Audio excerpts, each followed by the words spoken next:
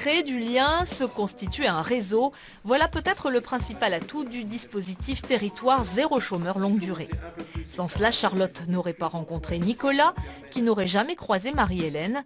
Quant au maire de Saint-Ganton, il n'aurait peut-être pas su que Philippe comptait aussi sur son aide pour retrouver un peu d'espoir. Philippe est au chômage depuis 2012. À 59 ans, l'ancien ambulancier ne croit guère en ses chances de trouver un CDI. Ces derniers mois, Pôle emploi ne lui a proposé qu'un seul contrat. Malheureusement, au bout de 2 jours, on m'a fait comprendre que je n'étais pas assez réactif, vu mon grand âge. Et donc, on a dit que tout simplement, la meilleure des solutions, c'était de prendre un jeune à ma place. Même difficulté pour cette mère et sa fille. Marie-Hélène fait quelques heures de ménage. Quant à Charlotte, 22 ans, passionnée par les métiers du cheval, elle n'a jamais travaillé. Je vis au crochet entre guillemets de mes parents. Puis bon, à 22 ans, c'est pas un truc qui forcément, moralement, ça bouffe. Je veux vraiment trouver quelque chose. Alors comme Philippe, toutes les deux ont très vite adhéré au dispositif Territoire Zéro Chômeur.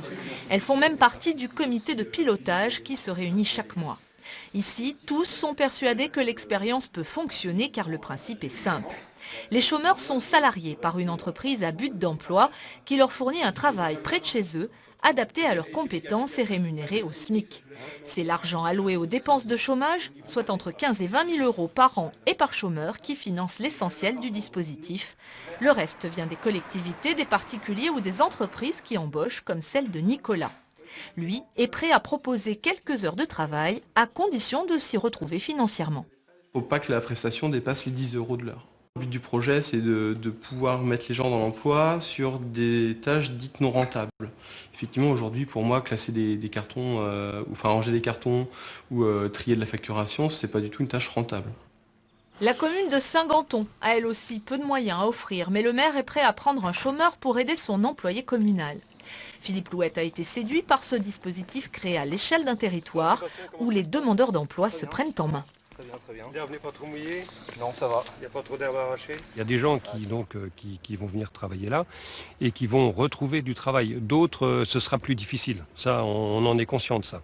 Mais le but à terme quand même, c'est que, je dirais, une majorité quand même retrouve du travail. Un optimisme que désormais tous partagent.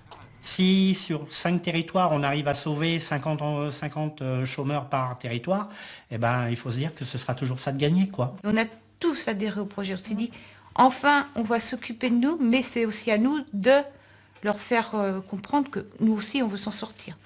Vous êtes impatientes un peu toutes les deux, vous savez bien? Ah ouais. Moi surtout, ouais. Parce que bon, moi, j'ai toujours pas de boulot. Ça fait 3 ans que j'en cherche, donc je pense que là, il est temps. Saint-Ganton et Pipriac comptent à elles 250 demandeurs d'emploi longue durée qui, grâce à ce dispositif, vont peut-être pouvoir enfin remettre un pied dans la vie active avant de retrouver, qui sait, un véritable emploi.